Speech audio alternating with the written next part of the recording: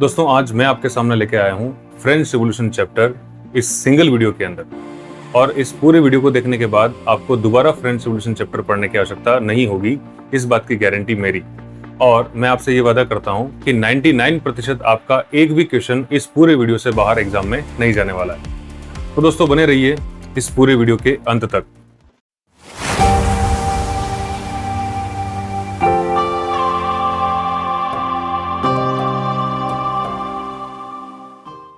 दोस्तों आज के इस वीडियो में हम लोग क्लास 9 की हिस्ट्री का जो फर्स्ट चैप्टर है फ्रेंच रिवॉल्यूशन, उसे हम रिवाइज करने वाले हैं।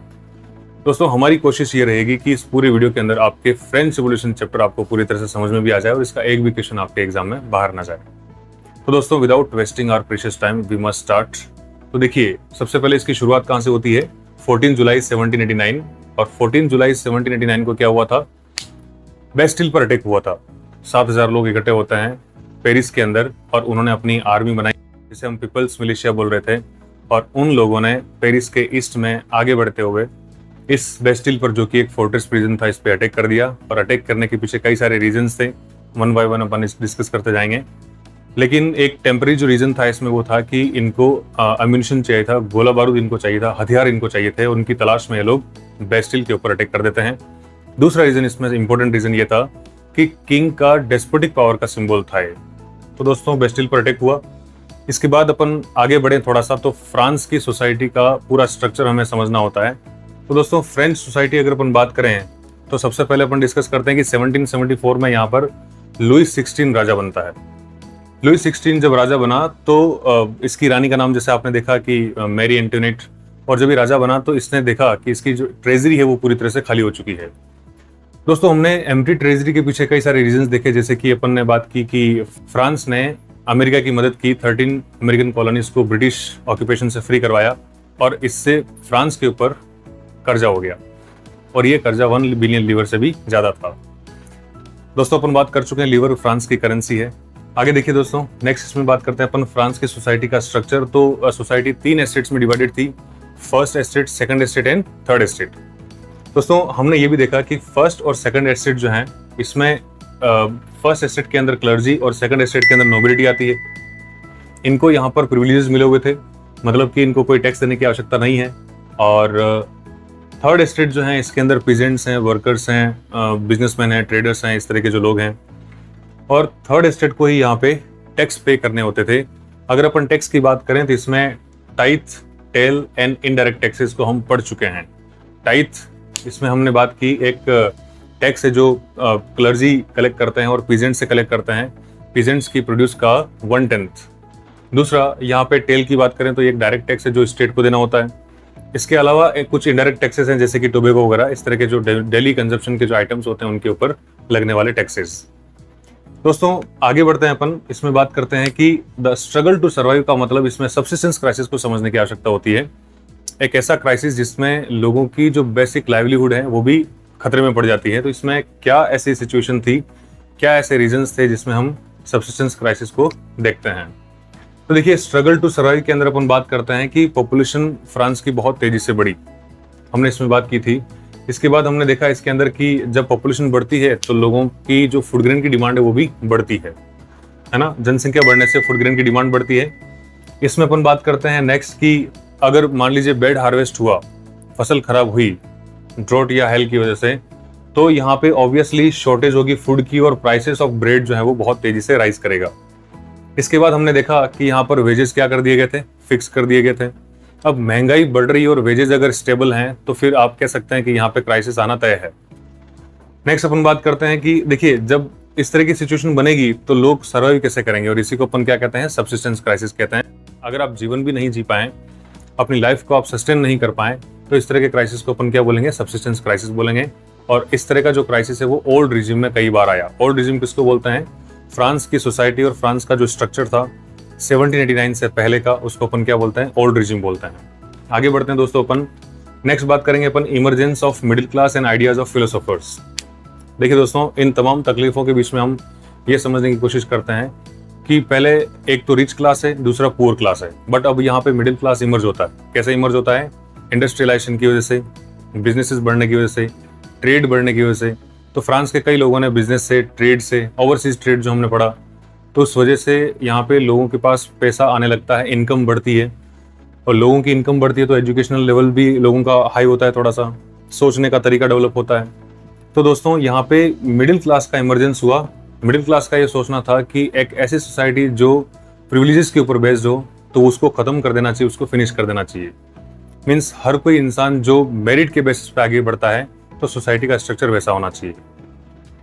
तो मिडिल क्लास के लोगों में ही आप बात कर सकते हैं कि यहाँ पर फिलोसोफर्स के आइडियाज पढ़ने को मिलते हैं, और फिलोसोफर्स के आइडियाज को बुक्स में, मैगजीन्स के अंदर, न्यूज़पेपर्स के में छापा गया, पब्लिश किया गया, और इनके आइडियाज को लोगों ने पढ़ा। और लोग जब पढ़ेंगे इस तरह के आइडियाज को, तो उनके दिमाग में कुछ रिवोल्यूशनरी आइडियाज जो है वो डेवलप होंगे, और उनका एक ही पर्पस बन जाएगा कि मोनार्की को फिनिश किया जाए।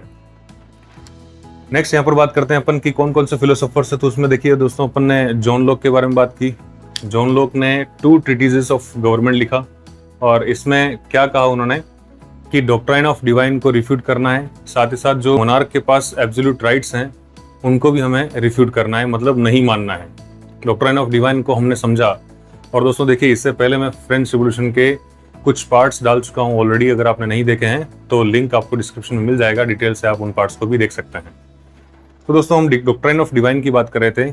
डॉक्ट्राइन ऑफ डिवाइन का मतलब ये हुआ कि राजा अपने आप को भगवान का दूत मानता था, कि उसको भगवान ने भेजा है राज करने के लिए, और इसके बिहाफ पे जनता उसको क्वेश्चन नहीं कर सकती। क्यों? क्योंकि वो भगवान का भेजा हुआ दूत है। तो अगर भगवान ने भेजा है तो उसकी अथॉरिटी के ऊपर सवाल खड़े नहीं कर सकते अपन। तो इसको बोलते हैं डॉक्ट्राइन ऑफ डिवाइन, और लोगों ने ये कहना शुरू किया कि हम इसे क्यों माने, इसको मानने की आवश्यकता नहीं। आगे देखिए दोस्तों, रूसो ने क्या कहा। रूसो ने सोशल कॉन्ट्रैक्ट लिखा, और सोशल कॉन्ट्रैक्ट के अंदर इन्होंने क्या कहा कि गवर्नमेंट किसके ऊपर बेस्ड होनी चाहिए, सोशल कॉन्ट्रैक्ट के ऊपर बेस्ड होनी चाहिए। और ये सोशल कॉन्ट्रैक्ट किसके बीच में होगा? लोगों और उनके रिप्रेजेंटेटिव्स के बीच में होगा। और इस सोशल कॉन्ट्रैक्ट के बिहाफ पर आप कह सकते हैं कि अगर रूलर्स या फिर रिप्रेजेंटेटिव्स लोगों की डिमांड्स और नीड्स के अकॉर्डिंग काम नहीं करे, तो इस सोशल कॉन्ट्रैक्ट के बेसिस पर लोग अपने रूलर्स को, रिप्रेजेंटेटिव्स को हटा सकते हैं। नेक्स्ट इसमें आता है मोंटेस्क्यू, और मोंटेस्क्यू ने लिखा था the spirit of the laws. दोस्तों वेरी इंपॉर्टेंट, क्योंकि यहाँ पर देखिए गवर्नमेंट की जो पावर्स थी पहले राजा के पास में होती थी, अब यहाँ पर राजा की पावर को डिस्ट्रीब्यूट कर दिया गया, डिवाइड कर दिया गया, और राजा की पावर या फिर गवर्नमेंट की पावर को डिवाइड कर दिया गया। इसमें अपन देखते हैं जुडिशरी, एग्जीक्यूटिव एंड लेजिस्लेचर। इस तरह के मॉडल को सबसे पहले यूएसए ने अपनी कंट्री में इनकॉर्पोरेट किया था, तो ये बात अपन कर चुके हैं इसके अंदर। नेक्स्ट देखिए दोस्तों, आउटब्रेक ऑफ द रिवॉल्यूशन की अपन बात करते हैं। आउटब्रेक कैसे हुआ, रिवॉल्यूशन कैसे फैला, कैसे इसकी शुरुआत होती है, तो उसमें कई सारे रीजंस थे।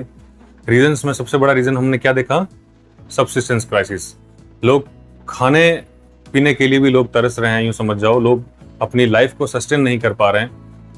उस सिचुएशन में अगर यहाँ पे राजा कहता है कि तुम्हारे टैक्सेस और बढ़ा दिए जाएंगे, तो फिर आप कह सकते हैं कि इस आग में सिर्फ एक घी का काम, या फिर यूं कह सकते हैं कि आग लगाने के लिए चिंगारी काफी होती, तो वो ये काम यहाँ पे टैक्स बढ़ाने वाली बात कर देती है, क्योंकि राजा को टैक्स बढ़ाने पड़ेंगे। हालत खराब थी। हालत क्यों खराब थी? क्योंकि फ्रांस के ऊपर ऑलरेडी कर्जा था, यह बात अपन ने देखी।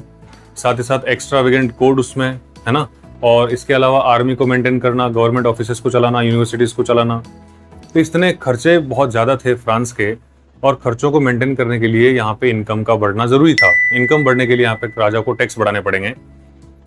तो दोस्तों यहाँ पे टैक्स राजा अकेला नहीं बढ़ा सकता था, टैक्स बढ़ाने के लिए उसको एस्टेट जनरल की मीटिंग बुलानी होती थी, और एस्टेट जनरल की मीटिंग यहाँ पर 5 मई 1789 को बुलाई गई। 5 मई 1789 को जो मीटिंग बुलाई, इससे पहले लास्ट टाइम जो मीटिंग बुलाई थी वो बुलाई थी 1614 के अंदर।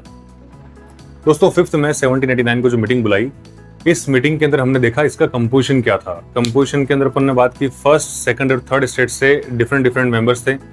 तो 300 मेंबर्स इसमें first state, 300 member from you can say second state, और 600 मेंबर्स को यहाँ से थर्ड स्टेट से लिया गया था। थर्ड स्टेट को यहाँ पे रिप्रेजेंट करने के लिए more educated and more wealthy लोगों को सेलेक्ट किया गया, चूज किया गया, और वो इन गरीबों की डिमांड्स को 40,000 लेटर्स में अपने साथ लेकर जो है वो यहाँ पहुंचते हैं इस मीटिंग में। ये मीटिंग फेल हो जाती है, और मीटिंग के फेल होने के पीछे रीजन हमने देखा कि थर्ड स्टेट के लोगों की इस बार डिमांड क्या थी? 1 पर्सन 1 वोट, और राजा ने इस डिमांड को रिजेक्ट कर दिया, और ये मीटिंग फेल हो गई। मीटिंग फेल हुई दोस्तों, तो यहाँ पे थर्ड स्टेट के लोगों ने वॉकआउट कर दिया। उन्होंने कहा हम इस मीटिंग को नहीं मानते, आगे बढ़ जाओ।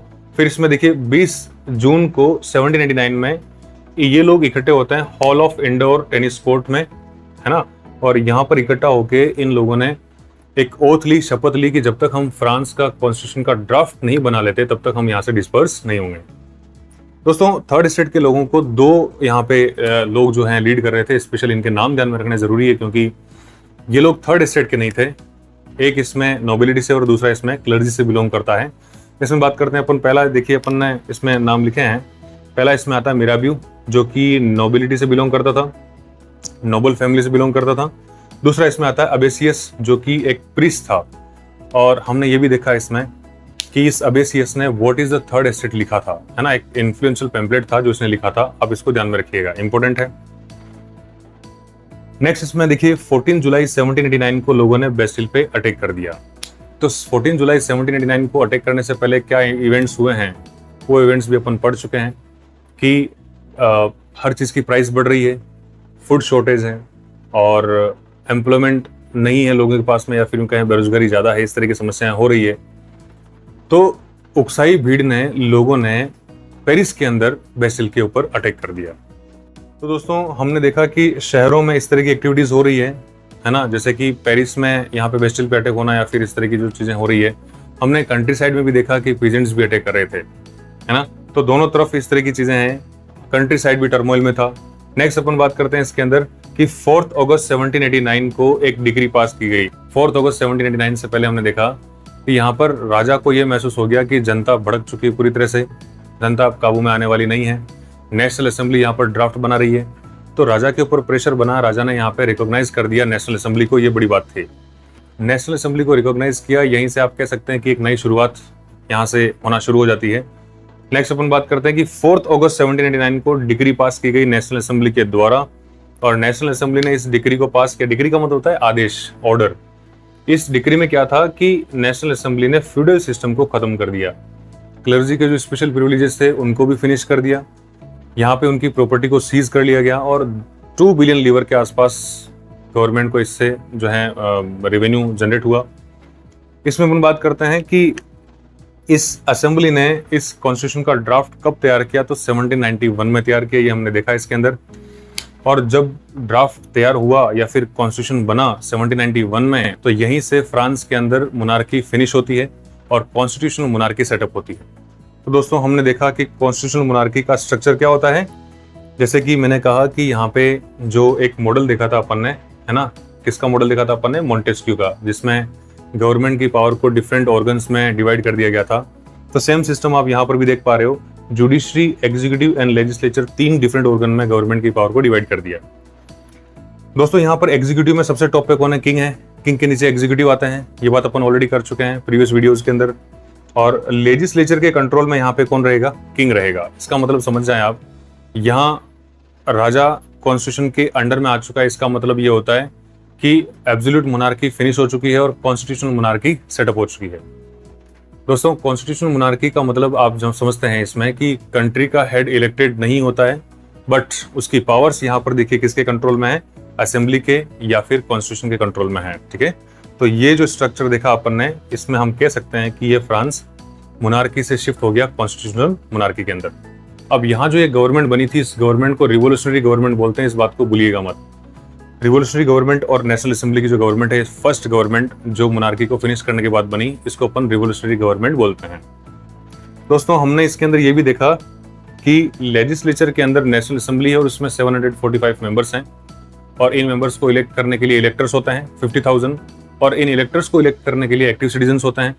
एक्टिव सिटीजन्स के बाद पैसिव सिटीजन्स होते हैं।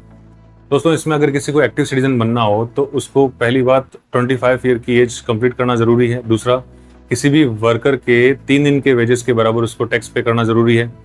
तीसरा, उसका मेल होना जरूरी है। तो 3 बातें अगर वो कंप्लीट करता है तो वो क्या बन सकता है, एक्टिव सिटीजन बन सकता है। दोस्तों अगर किसी को इलेक्टर बनना हो तो ये हमने देखा एज तो सेम है इसके अंदर, और दूसरी बात, highest bracket of tax payers में अगर उसका नाम है तो वो यहाँ पे इलेक्टर भी बन सकता है, बशर्ते उसमें उसका मेल होना जरूरी है। ये बातें हमने यहाँ पर कर ली थी। तो दोस्तों हमारा एक सेक्शन कंप्लीट हुआ। दूसरे सेक्शन में अगर अपन आगे बढ़े तो यहाँ पे समझते हैं अपन, जो आपके बुक में बीचों बीच जो है कुछ सिंबल्स दे रखे हैं, पॉलिटिकल सिंबल्स, और इन डिफरेंट सिंबल्स को क्यों यूज किया गया। इसके पीछे भी रीजन था कि फ्रांस की पॉपुलेशन में अगर अपन लिटरेसी रेट की बात करें तो बहुत ज़्यादा लिटरेसी रेट नहीं थी, तो दोस्तों पढ़े लिखे लोग पढ़ना जानते हैं, समझना जानते हैं, लेकिन जो अनपढ़ होते हैं, इलिटरेट होते हैं, वो सिंबल्स को आसानी से देख के मैसेज समझ सकते हैं। तो जो पढ़े लिखे लोग हैं वो सिंबल्स दिखा के अपना मैसेज कन्वे कर सकते हैं। तो डिफरेंट सिंबल्स हमने देख लिए थे, अपन फिर भी इसमें डिस्कस करते हैं एज रिवीजन। जैसे अपन ने देखा इसमें ब्रोकन चेन। ब्रोकन चेन का मतलब इसमें ये होता है कि कोई स्लेव या फिर कोई इंसान जब फ्री होता है तो उस तरह का सिंबल उसमें दिखाकर उसको शो किया जाता है, सिंबलाइज किया जाता है कि वो इंसान फ्री हो चुका है। टूटी हुई बेड़ियां जो आपको इसमें दिखती है। नेक्स्ट इसमें आता है बंडल ऑफ रोड्स और फेसेस। इसमें हमने देखा कि एक लकड़ी को तोड़ना आसान है, बट बंडल ऑफ रोड्स को तोड़ना आसान नहीं है। तो यूनिटी लाइज इन स्ट्रेंथ को ये सिंबलाइज करता है। नेक्स्ट अपन बात करते हैं इसमें the I with in triangle. इसमें दोस्तों हमने देखा कि एक ट्राइंगल है जिसमें एक आंख आपको दिख रही है, और all seeing eyes you can say, जो आंखें देख रही है वो एब्सोल्यूट पावर्स को भी देख रही है या फिर राजा की पावर्स को भी देख रही है, राजा को भी देख रही है। तो ये जो आंखें देख रही है वो क्लाउड्स ऑफ इग्नोरेंस जो कि राजा के दिमाग में भरा हुआ है, तो उसको हटा देगी, उसको रिमूव कर देगी, है ना। तो एक नए एरा की शुरुआत यहाँ पे होगी, जो रेडिएटिंग लाइट जो आप देख पा रहे हैं इसके अंदर। सेप्टर की बात करते हैं दोस्तों। सेप्टर क्या है? एक सिंबल ऑफ रॉयल पावर है। इसके बाद अपन बात करते हैं snake biting its own tail. तो जब एक सांप अपनी पूंछ को खुद ही खाता है तो वहां पे एक रिंग बनती है, और दोस्तों रिंग किसको सिंबलाइज करती है? एटर्निटी को सिंबलाइज करती है, जिसका ना कभी कोई एंड होता है ना कभी उसकी कोई बिगिनिंग होती है। नेक्स्ट दोस्तों रेड फ्रीजन कैप। जब भी स्लेव्स फ्री होते या फिर कोई पर्सन फ्री होता तो फ्री होने के बाद उस कैप को पहनता। नेक्स्ट इसमें क्या आता है दोस्तों? Blue white and red. जैसा कि आप जानते हैं फ्रांस के नेशनल कलर्स हैं या फिर ट्राई कलर हैं, है ना, फ्रांस के फ्लैग के कलर्स हैं। नेक्स्ट दोस्तों यहाँ पे विंग्ड वुमेन है, और विंग्ड वुमेन यहाँ पे किसको सिंबलाइज कर रही है? पर्सोनिफिकेशन ऑफ लॉ आप इसको कह सकते हैं। लॉ को पर्सोनिफाई करती है, लॉ को सिंबलाइज करती है। नेक्स्ट अपन बात करते हैं, लास्ट है हमारा लॉ टैबलेट। लॉ टैबलेट देखिए दोस्तों, लॉ टैबलेट के अंदर दो फेसेस हैं और ये इक्वलिटी बिफोर लॉ को सिंबलाइज करता है। तो ये डिफरेंट सिंबल्स थे जिनको हमने समझा। इसके बाद आता है दोस्तों, फ्रांस में मोनार्की को खत्म करके यहाँ पे रिपब्लिक सेटअप होता है। दोस्तों यहाँ पे आप कंफ्यूज ना हो, कॉन्स्टिट्यूशनल मोनार्की को फिनिश करके रिपब्लिक सेटअप होता है। मतलब रिवोल्यूशनरी गवर्नमेंट को हटाकर यहाँ पे कौन सी गवर्नमेंट बनेगी? रिपब्लिक। और आप ये समझ सकते हैं यहाँ पे रॉबेस्पियर की गवर्नमेंट बनती है, जिसे हम रेन ऑफ टेरर कहते हैं। और दूसरी बात दोस्तों, रिपब्लिक का मतलब क्या होता है? अगर किसी कंट्री के हेड का इलेक्शन हो तो उस कंट्री को अपन क्या बोलते हैं? रिपब्लिक बोलते हैं। जैसे हमारी कंट्री का जो हेड होता है प्रेसिडेंट, उसका इलेक्शन होता है तो हमारी कंट्री क्या है? रिपब्लिक है। तो दोस्तों अपन बात करते हैं, अप्रैल 1792 में फ्रांस ने प्रशिया और ऑस्ट्रिया के खिलाफ वॉर डिक्लेयर कर दिया, और इस वॉर में फ्रांस और ये आपस में लड़ते हैं, युद्ध चलता है इनके बीच में। और युद्ध होने के पीछे भी एक रीजन था। रीजन हमने देखा कि फ्रांस का जो राजा है लुई 16, वो यहाँ जाके मिल जाता है इन ऑस्ट्रिया और प्रशिया के राजाओं के साथ और बात करता है कि मेरे फ्रांस में इस तरह के चेंजेस हो रहे हैं, तो इन डिफरेंट चेंजेस को मुझे तुरंत खत्म करने की आवश्यकता है, अदरवाइज पूरे यूरोप में जहां जहां मोनार्की है उनके लिए खतरा होगा। तो दोस्तों ये वॉर फ्रांस पे अटैक करे उससे पहले ही फ्रांस ने इनके ऊपर वॉर डिक्लेयर कर दिया, और वॉर चलता है। वॉर के टाइम पर दोस्तों एक पेट्रियोटिक सॉन्ग गाया गया, है ना, जिसको अपन मार्शलिस बोलते हैं, और बाद में ये नेशनल एंथम ऑफ फ्रांस बना। और इसको किसने कंपोज किया था? तो रोजे डी लाइल ने इसको कंपोज किया था। बात करते हैं दोस्तों नेक्स्ट की फॉर्मेशन ऑफ पॉलिटिकल क्लब्स। मतलब कि इसके बाद क्या होता है? पॉलिटिकल क्लब्स बनना शुरू होते हैं। दोस्तों पॉलिटिकल क्लब बनने के पीछे रीजन इसमें हमने देखा कि नेशनल असेंबली के अंदर जितने भी लोग हैं वो सब वेल्डियर क्लासेस के लोग हैं, सब रिच हैं, आप ये कह सकते हैं। अब जैसे हमने देखा इसमें कि इलेक्टर highest bracket of tax payer वाला होगा, तो जो सबसे ज्यादा रिच है वही यहाँ पे नेशनल असेंबली में आ सकता है। तो बेचारे गरीबों की डिमांड को इन लोगों ने सुनी नहीं, इनकी डिमांड का कोई यहाँ पे कोई लेना देना नहीं था, इनकी बात को कोई सुनने वाला नहीं था। तो दोस्तों इन्होंने अपनी बात को सुनने के लिए, सुनाने के लिए, इन्होंने खुद ने अपने इंटरेस्ट को आगे रखने के लिए, फॉरवर्ड करने के लिए अपने खुद के पॉलिटिकल क्लब बनाना शुरू किए। पॉलिटिकल क्लब में दोस्तों एक सबसे इंपॉर्टेंट था जिसको अपन बोलते हैं जैकोबिन क्लब। तो जैकोबिन क्लब यहाँ पे इस क्लब का लीडर कहो तो मैक्सिमिलियन रोबेस्पियर था। और जैकोबिन क्लब का नाम जैकोबिन कहाँ से पड़ा? तो एक फॉर्मर एक चर्च थी सेंट जैकोब के नाम से, तो वहां से इसका नाम पड़ा। आगे बात करते हैं दोस्तों, 10 अगस्त को 1792 में इन लोगों ने पैलेस ऑफ ट्यूलरीज पे अटैक कर दिया। और पैलेस ऑफ ट्यूलरीज पे अटैक करने का रीजन हमने क्या देखा? Short supply and high prices of bread. तो ये रीजंस थे। रीजंस उस समय भी सेम थे और इस समय भी सेम है। लोग हर किसी छोटी छोटी समस्या से भी यहाँ पे जूझ रहे थे। और दोस्तों ज़्यादा लंबा समय तो हुआ नहीं था, 1791 और 1793। दोस्तों 1791 और 1792 ज़्यादा समय हुआ नहीं है, तो माहौल ज़्यादा बदला नहीं है, वही माहौल है। तो इस माहौल में इन लोगों ने अटैक कर दिया पैलेस ऑफ ट्यूलरीज के ऊपर। नेक्स्ट डेट है इसमें 21 सितंबर 1792। दोस्तों यहाँ पे मोनार्की को अबोलिश कर दिया गया और रिपब्लिक यहाँ पे सेटअप होता है। कौन सी डेट बताई मैंने? 21 सितंबर 1792। इसके बाद दोस्तों इलेक्शंस करवाए गए और इलेक्शंस के अंदर आप ध्यान में रखो कि जितने भी पुरुष हैं जिनकी एज 21 साल से ज़्यादा है, इन सबको राइट टू वोट मिला, सबको वोटिंग राइट्स मिले। और लेकिन इसमें महिलाएं नहीं थी, ये बात आप ध्यान में रखिएगा। नेक्स्ट अपन बात करते हैं रेन ऑफ टेरर की। तो दोस्तों यहाँ पे जो नई गवर्नमेंट बनती है 1793 से 1794 के बीच का जो टाइम था, इस टाइम को, इस पीरियड को अपन क्या बोलते हैं? रेन ऑफ टेरर बोलते हैं। रेन ऑफ टेरर क्यों बोलते हैं? उसके पीछे एक रीजन है कि रोबेस्पियर जो इसका हेड था इस गवर्नमेंट का, तो मैक्सिमिलियन रोबेस्पियर ने यहाँ पे सीवियर कंट्रोल की पॉलिसीज जो है वो फॉलो की। दूसरा, सीवियर पनिशमेंट की पॉलिसी इसने फॉलो की। और जैसे कि इसमें हमने एग्जांपल देखा कि इसमें गिलोटिन से लोगों को मारा गया। तो गिलोटिन के अंदर अपन ने देखा कि 2 पोल्स हैं और एक ब्लेड है जिसमें लोगों के सिर काट दिए जाते थे जिन्होंने कोई क्राइम कर रखा होता, और क्राइम नहीं भी कर रखा होता, लेकिन अगर सरकार चाह रही है तो उसके क्राइम को साबित करके उसको मरवा दिया जाता। तो ये काम हुए थे। इसी वजह से इसको क्या बोलते हैं अपन? रेन ऑफ टेरर बोलते हैं। दोस्तों मैक्सिमिलियन रोबेस्पियर के कुछ मेजर्स आपको एग्जाम में पूछ सकते हैं, तो ये मेजर्स कौन कौन से हैं इनके अपन 1 बाय 1 बात करते हैं। पहली चीज, वेजेस एंड प्राइसेस के ऊपर इसने मैक्सिमम सीलिंग सेट कर दी। मतलब कि वेजेस एंड प्राइसेस हर चीज के क्या रहेंगे? फिक्स रहेंगे, इससे ऊपर नहीं हो सकते। तो ये बात इसने करी। दूसरा, इसने क्या किया? मीट एंड ब्रेड को इसने राशन कर दिया। मतलब ये हुआ कि meat and bread fix quantity में ही खाएंगे, उससे ज्यादा नहीं खा सकते। इसमें नेक्स्ट क्या था दोस्तों कि पीजेंट्स को यहाँ पे जबरदस्ती फोर्स किया गया कि वो अपने ग्रेन्स को गवर्नमेंट को बेचेंगे और उस प्राइस पे बेचेंगे जो गवर्नमेंट ने फिक्स कर रखी है। तो इस तरह की चीजें होती है दोस्तों। साथ ही साथ देखो आप इसमें और कुछ हैं पॉइंट्स, जैसे कि एक्सपेंसिव व्हाइट फ्लोर, मतलब कि जो महंगा आटा होता है उसको खाने से मना कर दिया, और उसकी जगह एक्सपेंसिव व्हाइट फ्लोर की जगह लोगों को क्या खाना है? इक्वलिटी ब्रेड खानी है, जिसको यहाँ पे क्या बोला गया है? पेन डिगेलाइट, है ना। तो ये होल व्हीट से बना हुआ जो एक लॉफ है। बात करते हैं अपन दोस्तों नेक्स्ट कि इसने इक्वलिटी डेवलप करने के लिए कुछ टर्म्स यूज की, जैसे कि ट्रेडिशनल, मॉन्स्योर और मैडम की जगह इसने सिटोयन और सिटोयनी कहना लोगों को शुरू किया। तो citizen, male citizen, female citizen, तो ये कहना शुरू किया ताकि लोगों में इक्वलिटी की फीलिंग डेवलप हो। नेक्स्ट बात करते हैं दोस्तों, चर्चेस को इसने बंद कर दिया। और दूसरा अपन बात करते हैं कि भाई जब ये लोगों का बुरा हश्र कर रहा है, इसने नोबल्स को नहीं छोड़ा, क्लर्जी के मेंबर्स को नहीं छोड़ा, इवन अपनी पार्टी के लोगों को भी इसने नहीं छोड़ा। तो जो भी इसकी गवर्नमेंट की पॉलिसीज के खिलाफ जाता और उसको ये मरवा देता, और मरवाता बहुत बुरी तरह से, जिसको हमने देखा गिलोटिन से मरवाता था। तो हर बुरी चीज का अंजाम भी क्या होता है दोस्तों? बुरा होता है, इस बात को आप जानते हैं। तो इसका अंजाम भी बहुत बुरा हुआ। 27 जुलाई 1794 को इसको गिरफ्तार किया और उसके अगले दिन इसको भी गिलोटिन से मार दिया गया। तो इसका हश्र भी बुरा हुआ, ये हमने देखा है इसमें। दोस्तों इसके बाद आता है रूल ऑफ डायरेक्टरी। अब मैं आपको फिर से रिवाइज करवा दूं कि इसमें हमने फर्स्ट देखा मोनार्की, मोनार्की के बाद नेशनल असेंबली या फिर रिवोल्यूशनरी गवर्नमेंट, उसके बाद रिपब्लिक सेटअप हुआ। रिपब्लिक को हमने कन्वेंशन कहा।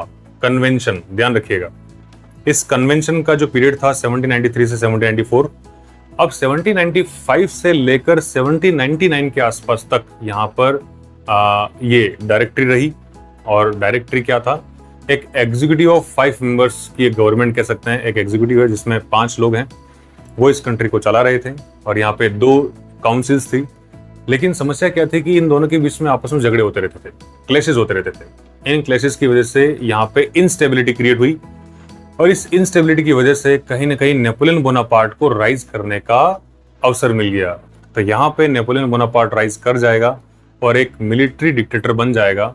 हालांकि 1804 में वो एम्परर बना था फ्रांस का, लेकिन उससे पहले वो कॉन्सुलेट का हेड कह सकते हैं, कॉन्सुलेट कह सकते हैं उसको अपन। तो 1799 से लेकर 1804 तक वो कॉन्सुलेट का एक हेड रहा था, एक कॉन्सुलेट रही थी फ्रांस के अंदर।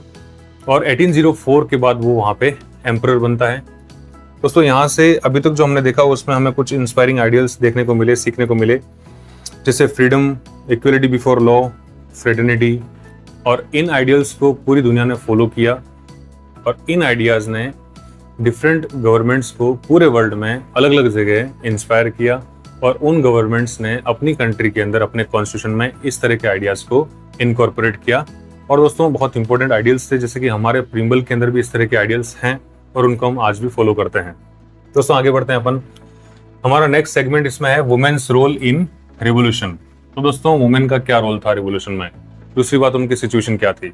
अगर आपसे पूछे कि वुमेन का रोल फ्रांस के रिवोल्यूशन में कैसा था तो क्या बताएंगे आप? इसमें वुमेन का रोल काफी एक्टिव था, एक्टिव पार्टिसिपेंट्स थे, है ना।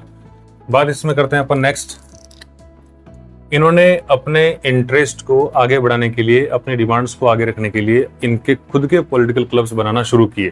दोस्तों हमने थोड़ी देर पहले देखा था कि इस कन्वेंशन के अंदर, रिपब्लिक के अंदर सारे मेल्स को वोटिंग राइट्स मिले थे, लेकिन महिलाओं को इसमें वोटिंग राइट्स नहीं मिले थे।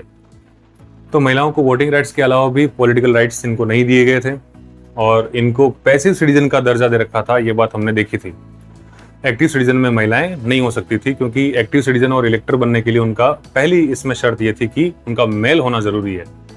तो ये भी चाहती थी इनका एक लीगल स्टेटस हो, इक्वल अपॉर्चुनिटी मिले, एजुकेशन इनको मिले, इनको भी जॉब के लिए ट्रेनिंग दी जा सके, और कुछ और भी इनका आप कह सकते हैं जैसे कि इक्वलिटी है ना, इस तरह की जो चीज़ें हैं इनके साथ होनी चाहिए थी। और इनकी डिमांड के लिए, इनकी डिमांड को आगे रखने के लिए इन्होंने यहाँ पे पॉलिटिकल क्लब्स बनाना शुरू किए। दोस्तों पॉलिटिकल क्लब में सबसे इंपॉर्टेंट पॉलिटिकल क्लब जो था वो उसका नाम क्या है यहाँ पे? Society of revolutionary and Republican women, सबसे इंपॉर्टेंट क्लब, और इसका नाम आपको कई बार पूछते हैं। Society of revolutionary and Republican women एक बहुत इंपॉर्टेंट पॉलिटिकल क्लब था जिसने महिलाओं की डिमांड्स को मोबिलाइज किया, महिलाओं को मोबिलाइज किया, उनकी डिमांड्स को रेज किया, और कहीं ना कहीं उन्होंने पॉलिटिकल अरीना में अपने डिमांड्स को आगे रखने की कोशिश की इस तरह के क्लब के माध्यम से। दोस्तों जब कभी महिलाएं मूवमेंट करती है, स्ट्रगल करती है, प्रोटेस्ट करती है, तो उनके मुद्दों के ऊपर होती है पॉलिटिक्स। और ये वैसे क्लास 10th के अंदर भी अपन पढ़ते हैं, जेंडर, रिलीजन और कास्ट के अंदर, कि जब भी किसी इशू के ऊपर पॉलिटिक्स होती है तो उसके दो रिजल्ट निकलते हैं, पॉजिटिव एंड नेगेटिव। तो दोस्तों जेंडर के नाम पर जब भी राजनीति हुई तो उसके जो रिजल्ट रहे हैं वो मोस्टली पॉजिटिव रहे हैं। तो इनके स्ट्रगल का फायदा क्या हुआ कि इनको 1946 में क्या मिल गए? वोटिंग राइट्स मिल गए, है ना। तो ये बहुत इंपॉर्टेंट, ध्यान रखिएगा आप। तो इसमें फैक्ट मैं आपको बता रहा हूँ वो ये यहाँ पर लिखा हुआ है। और इसके बाद अपन बात करते हैं नेक्स्ट, डिमांड्स क्या थी इनकी। तो डिमांड्स जो मैं आपको कह रहा था, equal political rights, right to vote, और राइट टू वोट के साथ साथ इनको भी राइट टू गेट इलेक्टेड मिले, साथ ही साथ right to hold political office, जैसे कि सिंपल शब्दों में महिलाएं सीएम बने, पीएम बने, एमएलए बने, एमपी बने। तो उस समय दौर अलग था, है ना, वो नेशनल असेंबली के मेंबर भी बने, है ना, इस तरह की बात है। सिचुएशन क्या थी दोस्तों? सिचुएशन की बात करें तो महिलाओं की अलग अलग टाइम पे अलग अलग सिचुएशन थी। जैसे कि अपन रिवोल्यूशनरी गवर्नमेंट की बात करें तो रिवोल्यूशनरी गवर्नमेंट के टाइम पर महिलाओं की सिचुएशन काफी इंप्रूव थी। कैसे थी कि भाई महिलाओं के लिए एजुकेशन कंपलसरी कर दिया गया और जॉब के लिए ट्रेनिंग दी जा सकती थी, डिवोर्स को यहाँ पर लीगल कर दिया गया, और फादर्स अपनी डॉटर्स को फोर्स नहीं कर सकते थे, है ना, फोर्सफुल मैरिज जिसको अपन कह सकते हैं। तो इनकी इच्छा के खिलाफ इनके पिता, इनके फादर्स इनकी शादियां नहीं करवा सकते थे। इस तरह के चेंजेस यहाँ पर रिवोल्यूशनरी गवर्नमेंट के टाइम पर हुए, काफी अच्छा हुआ। लेकिन एक चीज की कमी थी, वो क्या थी? वोटिंग राइट्स इनको नहीं मिले थे। दूसरा है दोस्तों ड्यूरिंग रेन ऑफ टेरर। तो रेन ऑफ टेरर के टाइम पर इनकी सिचुएशन बहुत ही बुरी हो जाती है, बहुत खराब हालत इनकी हो जाती है, और इसमें हमने देखा कि इनके जो पॉलिटिकल क्लब बने हैं उनको बैन कर दिया गया, पॉलिटिकल एक्टिविटीज को बैन कर दिया गया, और कई महिलाओं को गिरफ्तार कर दिया गया, और कुछ महिलाओं को तो मार भी दिया गया था। इसमें एक महिला का नाम आता है, एक लेडी का नाम आता है ओलिम डी गौजेस। तो दोस्तों ओलिम डी गौजेस के बारे में पढ़ते हैं अपन। 1748 में इसका जन्म हुआ, 1793 में इसको मार दिया गया, एग्जीक्यूट कर दिया गया। दोस्तों इसने क्या लिखा था? Declaration of rights of women and citizen 1791 में। किसके खिलाफ? Declaration of rights of man and citizen के खिलाफ, क्योंकि मैन एंड सिटीजन में आपको वुमेन दिख नहीं रहा है। तो इसने महिलाओं के लिए भी इक्वल राइट्स हों, उनके लिए भी कुछ राइट्स हों, नेचुरल राइट्स हों, तो इसने declaration of rights of women and citizen लिखा, और इसको इसने एड्रेस किया क्वीन को और नेशनल असेंबली के मेंबर्स को। ये चाहती थी कि यहाँ पे महिलाओं को भी इक्वल राइट्स मिले, कुछ नेचुरल राइट्स इनके पास में भी हों। दोस्तों ओलिम्पिक हाउजेस के बारे में एक पॉइंट और ध्यान रखें, she was one of the most politically active women of France, है ना, ये ध्यान रखें आप इसको। दोस्तों इसने जैकोबिन गवर्नमेंट को 1793 में क्रिटिसाइज किया था। जैकोबिन गवर्नमेंट जो कि रोबेस्पियर की गवर्नमेंट थी उसको इसने क्रिटिसाइज किया और क्रिटिसाइज करने का रिजल्ट क्या निकला, शी वॉज एग्जीक्यूटेड, इसको मार दिया गया। नेक्स्ट टॉपिक हमारा है दोस्तों एबोलिशन ऑफ स्लेवरी। दोस्तों फ्रांस में स्लेवरी का जो ट्रेड था इसको अपन बोलते हैं triangular slave trade. Triangular slave trade को आप समझो इसमें कि फ्रांस या फिर यूरोप के जो मर्चेंट्स थे, ये मर्चेंट्स अफ्रीका जाते और अफ्रीका से स्लेव्स को पैक करते अपनी जहाजों में और कहाँ लेके आते, अमेरिकाज या फिर आप कैरिबियन कह सकते हैं, कैरिबियन आइलैंड्स। और इस कैरिबियन आइलैंड्स के ऊपर 3 तरह के आइलैंड्स हैं, first Martinique, second Guadeloupe and third San Domingo. दोस्तों होता क्या था कि फ्रांस के वर्कर्स को सीधा लाया जाता यहाँ पे कैरिबियन के ऊपर और यहाँ इनको कल्टीवेशन में प्लांटेशन के ऊपर लगाते। यहाँ से इंडिगो, शुगर, टोबैको, इस तरह की जो चीज़ें हैं, है ना, वो सारे चीज़ें प्रोड्यूस करके उनको वापस यूरोप भेजते। लेकिन अब क्या हुआ कि यहाँ पे फ्रांस में ग्रोथ होने लगी, डेवलपमेंट होने लगा, तो लोगों को रोजगार यहाँ फ्रांस में मिल रहा था, तो फिर लोगों ने बाहर जाने से मना कर दिया। तो यहाँ पे फ्रांस के जो मर्चेंट्स थे जो स्लेव ट्रेड में ट्रेड किया करते थे, तो वो लोग अब लेबर की शॉर्टेज की वजह से अफ्रीका गए और अफ्रीका से उन्होंने स्लेव्स को भरना शुरू किया और वो वापस कहाँ लेके आते, इन डिफरेंट कॉलोनीज के अंदर लेके आते। तो दोस्तों देखने से ही अपने को लग रहा है कि ये ट्रायंगुलर बन रहा है और इसी को अपन क्या बोलते हैं, ट्रायंगुलर स्लेव ट्रेड बोलते हैं। इस ट्रायंगुलर स्लेव ट्रेड को या फिर स्लेवरी को अबोलिश कब किया गया? तो दोस्तों अबोलिशमेंट की अगर बात करें तो क्या नेशनल असेंबली ने इसको बंद करने की कोशिश की? तो दोस्तों कोशिश तो की थी, लेकिन उनको डर था कि इससे मर्चेंट्स, ट्रेडर्स नाराज नहीं हो जाए, वो कहीं ओपोज ना करे, तो इसलिए उन्होंने बंद करने की हिम्मत नहीं की, इसको बंद नहीं किया उन्होंने। दूसरा, 1794 में सबसे अच्छा स्टेप अगर कन्वेंशन का या फिर रोबेस्पियर की गवर्नमेंट का कोई रहा तो वो ये था कि इन्होंने स्लेव ट्रेड को अबोलिश कर दिया। बट अनफॉर्चुनेटली सिर्फ 10 साल के लिए बंद किया, क्योंकि 1804 में नेपोलियन बोनापार्ट ने स्लेवरी को फिर से इंट्रोड्यूस कर दिया। So it was reintroduced in 1804 by Napoleon Bonaparte. Next अपन देखते हैं परमानेंटली स्लेवरी कब अबोलिश हुई, तो 1848 में अबोलिश हुई। दोस्तों 1804 से लेकर 1815 तक नेपोलियन बोनापार्ट एम्परर रहा। 1815 में मैं आपको आगे बता दूंगा, बैटल ऑफ वाटरलू के अंदर उसको 4 देशों ने मिलकर हराया, ब्रिटेन, ऑस्ट्रिया, प्रशिया, रशिया। तो इस वाटरलू में नेपोलियन को हराने के बाद फिर फ्रांस के अंदर बर्बन डिनेस्टी को फिर से रिस्टोर किया और चार्ल्स 10 यहाँ पे राजा बनता है। तो 1830 तक वो यहाँ पर राजा बना रहा। लुई फिलिप 1830 में यहाँ पर वापस फिर से कॉन्स्टिट्यूशनल मोनार्क बनता है और 1848 तक वो मोनार्क रहता है कॉन्स्टिट्यूशनल मोनार्की के अंदर। 1848 में दोस्तों फिर से रिवोल्यूशन होता है जिसमें रिपब्लिक सेटअप होता है। कॉन्स्टिट्यूशनल मोनार्की को फिनिश करके रिपब्लिक सेटअप होता है और उस रिपब्लिक ने यहाँ पर 1848 के अंदर इस स्लेवरी को परमानेंटली अबोलिश कर दिया। तो दोस्तों ये कुछ फैक्ट्स थे, आप ध्यान में रखें।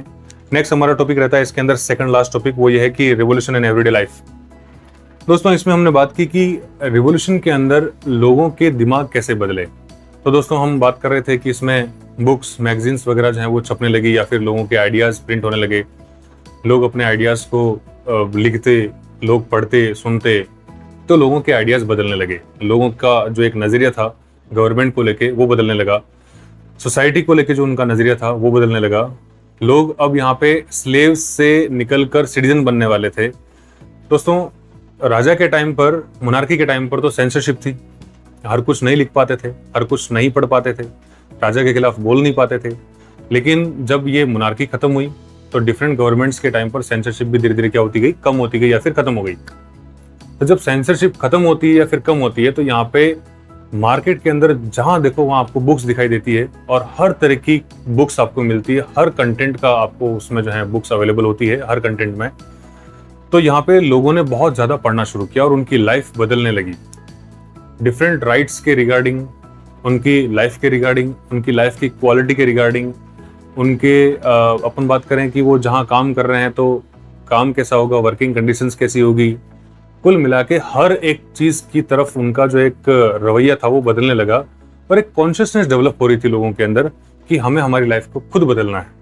तो ये सारी चीजों को अपन अगर देखें तो इनमें कहीं ना कहीं books, magazines, newspapers, printed pictures वगैरह इन सारी चीजों का रोल है। जैसे अपन प्रिंटेड पिक्चर की बात करें तो मोनार्की क्लर्जी के लोगों को कैरिकेचर के माध्यम से, कार्टून्स के माध्यम से बहुत रेडिक्यूल वे में दिखाया जाता ताकि यहाँ पे लोग उनकी हंसी उड़ाए या फिर उन्हें रेस्पेक्ट ना दें, इस तरह की चीजें होती थी। इसके अलावा दोस्तों अपन बात करें, लास्ट हमारा जो इसमें टॉपिक है वो ये है कि 1804 में नेपोलियन बोनापार्ट क्या बनता है, यहाँ पे एम्परर बनता है। इसकी कहानी मैं आगे की आपको बता चुका हूँ। सबसे अच्छी बात नेपोलियन बोनापार्ट के टाइम की ये रही, हालांकि उसने डेमोक्रेसी को फिनिश कर दिया था, डिस्ट्रॉय कर दिया था, लेकिन उसने जब मोनार्की को रिस्टोर किया या फिर वो खुद यहाँ पे एम्परर बना तो उसने बहुत सारे रिफॉर्म्स किए थे, रिवोल्यूशनरी चेंजेस उसने अपने फ्रांस में किए थे और इन्हीं चेंजेस को वो चाहता था कि पूरे यूरोप में भी वो लेके आए, बट उसका तरीका गलत था। तो दोस्तों यहाँ पे रिफॉर्म्स में अपन बात करें तो उसने पहला जो काम किया था, protection of private property, private property को उसने यहाँ पे प्रोटेक्शन दी। दूसरा इसमें अपन बात कर सकते हैं uniform system of weights and measures, कितनी अच्छी बात थी दोस्तों। क्लास 10th में हिस्ट्री के अंदर यहाँ पे एक फैक्ट आता है कि जर्मन स्टेट्स के अंदर, जैसे कि अपन हैम्बर्ग से न्यूरमबर्ग अगर जाते तो 11 कस्टम बैरियर से होकर निकलना पड़ता और हर कस्टम बैरियर के ऊपर 5% टैक्स लगता। ये क्लास 10th के बच्चे जानते हैं। और वहां पे 55% तो टैक्स ही हो जाएगा, फिर बचेगा क्या। दूसरी बात, जैसे मान लीजिए आपने कोई चीज परचेज की, जैसे मान लीजिए अपन शक्कर की बात करते हैं, शुगर की बात करते हैं, तो 1 किलो शुगर आप यहाँ से लोगे तो ही उतनी मिलेगी, आप किसी दूसरे स्टेट से लोगे तो भी उतनी मिलेगी, तीसरे स्टेट से लोगे तो भी उतनी ही मिलेगी। क्यों? क्योंकि यूनिफॉर्म वेट है। लेकिन उस जमाने के अंदर यूनिफॉर्म वेट एंड सिस्टम नहीं हुआ करता था। जैसे कि मान लीजिए अपन एक एले का एग्जांपल दें, एले जो कि क्लोथ को मेजर करने की यूनिट थी, इस एले के अंदर 1 मीटर बराबर अलग अलग सेंटीमीटर्स हुआ करते थे। बट हमारे इंडिया में देखो आप, या फिर किसी भी जगह देखो, 1 मीटर के अंदर 100 सेंटीमीटर होता है। तो एक यूनिफॉर्म सिस्टम है। तो यूनिफॉर्म सिस्टम कौन लेके आया था यहाँ पे? नेपोलियन बोनापार्ट लेके आया था, जो कि बहुत इंपॉर्टेंट था। एक वाकई रिवोल्यूशनरी प्रिंसिपल था ये। नेक्स्ट इसमें लेके आया इक्वलिटी बिफोर लॉ। इस तरह के कुछ लॉज थे। इक्वलिटी बिफोर लॉ कहने के मामले में तो था, बट रियलिटी में कुछ और बात थी। हमने स्लेवरी का एग्जाम्पल दिया था इसके अंदर। इक्वलिटी बिफोर लॉ तो ये कह रहा था, बट स्लेवरी को इसने फिर से इंट्रोड्यूस कर दिया था, तो आप समझ ही पा रहे हैं इसके अंदर। तो दोस्तों हमारा जो फाइनल है इसके अंदर फैक्ट वो ये है कि इंपॉर्टेंट लेगेसी क्या है फ्रेंच रेवोल्यूशन की। पूरा चैप्टर समझा हमने, तो यहाँ से हमें समझ में एक खास चीज आती है कि लिबर्टी, आज़ादी, और वो भी आज़ादी कितनी होनी चाहिए, तो रीजनेबल आपके कुछ रेस्ट्रिक्शंस होना जरूरी है, अदरवाइज अनरीजनेबल रेस्ट्रिक्शंस आपकी आज़ादी पर ना हो, तो लिबर्टी होना जरूरी है। लिबर्टी के साथ यहाँ पे दूसरा है डेमोक्रेटिक राइट्स। डेमोक्रेटिक राइट्स, तमाम डेमोक्रेटिक राइट्स जितने भी होते हैं वो सारे के सारे यहाँ पे कुछ इंपॉर्टेंट लेगेसी के तौर पे हमें फ्रेंच रेवोल्यूशन से सीखने को, देखने को मिलते हैं, हमें समझने को मिलते हैं। दोस्तों लास्ट में आप ध्यान में रखें कि टीपू सुल्तान और राजा राम मोहन राय, इन दो लोगों ने फ्रांस से आने वाले जो ये आइडियल्स हमने देखे, इन आइडियल्स को रिस्पॉन्ड किया था। तो दोस्तों आज के वीडियो में हमने इस चैप्टर को रिवाइज किया। इस एक वीडियो के अंदर हमने इस पूरे चैप्टर को रिवाइज करने की कोशिश की, पढ़ने की कोशिश की, इवन सारे फैक्ट्स आपके मैंने इस कंटेंट के अंदर, इस वीडियो के अंदर डालने की कोशिश की। तो दोस्तों आज के इस वीडियो में इतना ही, और मिलते हैं अपन नेक्स्ट वीडियो में नए कंटेंट के साथ। तब तक अपना ख्याल रखें और इस वीडियो को लाइक करें, अपने फ्रेंड्स के साथ शेयर करें। अपना कीमती समय निकालकर इस वीडियो के कमेंट बॉक्स में कमेंट जरूर करें।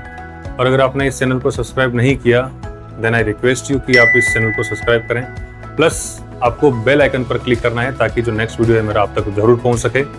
Okay friends, thank you very much for watching this video. Take care, bye bye.